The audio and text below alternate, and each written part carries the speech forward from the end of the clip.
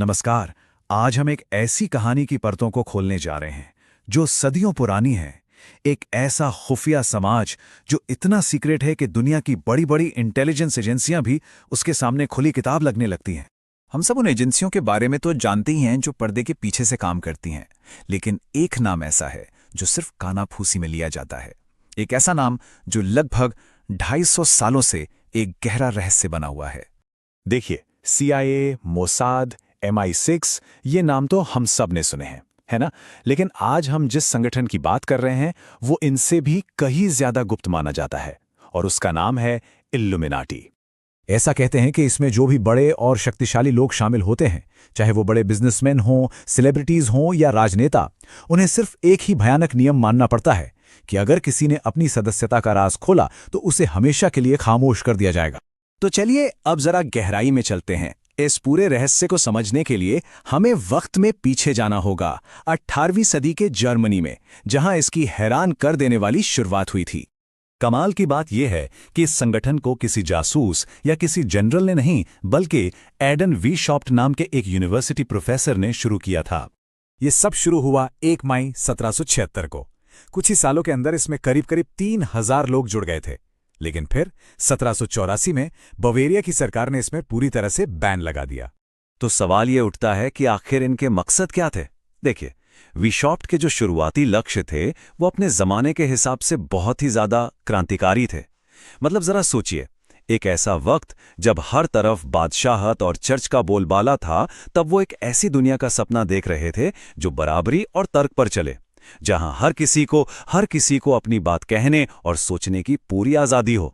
लेकिन इस आदर्श सोच का एक दूसरा पहलू भी था जो थोड़ा रैडिकल था, और इसी वजह से ये संगठन जल्द ही गलत लोगों की नजरों में आ गया। उस जमाने में ये लोग गर्भपात जैसी चीजों का समर्थन करते थे, जो कि गैर कानूनी था। यहां तक कि उनका मानना था कि दुखी लोगों को अपनी जान लेने का भी हक होना चाहिए। और तो और वो सरकार और चर्च के खिलाफ खुलकर बोलते थे, जिसने उन्हें एक बहुत बड़ा खतरा बना दिया। सरकार ने भी फिर बहुत सख्त कदम उठाए। वीशॉप्ट को उनकी नौकरी से निकाल दिया गया और देश से बाहर कर दिया गया, और एक नया कानून बना दिया गया कि जो कोई भी इल्यूमिनाटी से जुड़ेगा उसे सीधी मौत की सजा मिलेगी। और भले ही इस ग्रुप को आधिकारिक तौर पर बंद कर दिया गया हो, लेकिन वीशॉप्ट ने अपनी सोच को एक किताब में दर्ज कर दिया था।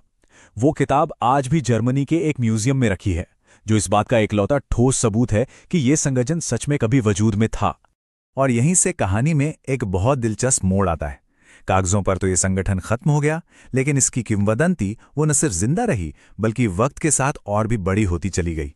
अब इल्यूमिनाटी का नाम इतिहास की कुछ सबसे बड़ी और अनसुलझी घटनाओं के साथ जोड़ा जाने लगा। सबसे पहली बड़ी घटना जिससे इन्हें जोड़ा गया वो थी फ्रांसीसी क्रांति। थ्योरीज ये कहती हैं कि ये दुनिया को बदलने की इल्यूमिनाटी की पहली कोशिश थी।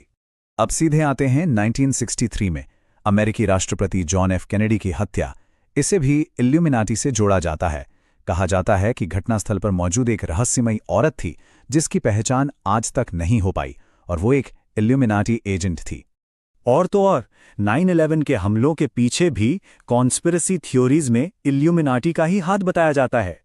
इसे उनके एक बहुत बड़े और लंबे प्लान का हिस्सा माना जाता है।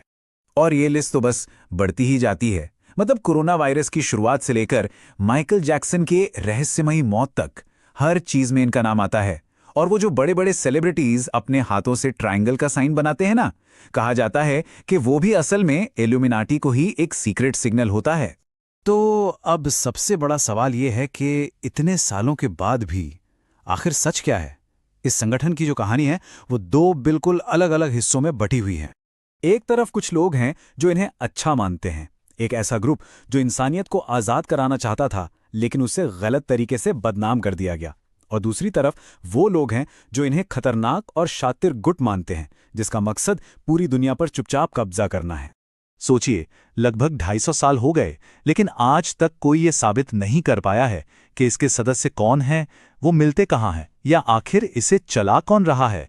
और यही बात इस पूरे मामले को और भी ज्यादा दिलचस्प बना देती है। इल्यूमिनाटी की असली ताकत इस बात में नहीं है कि वो क्या करते हैं, बल्कि इस बात में है कि कोई ये साबित ही नहीं कर सकता कि वो सच में मौजूद भी हैं या नहीं। तो आखिर में बस एक ही सवाल बचता है। आज की दुनिया में जहां हर जानकारी बस एक क्लिक दूर है, क्या एक ऐसा संगठन जिसका कोई सबूत ही नहीं है, ही सबसे ज्यादा ताकतवर हो सकता है?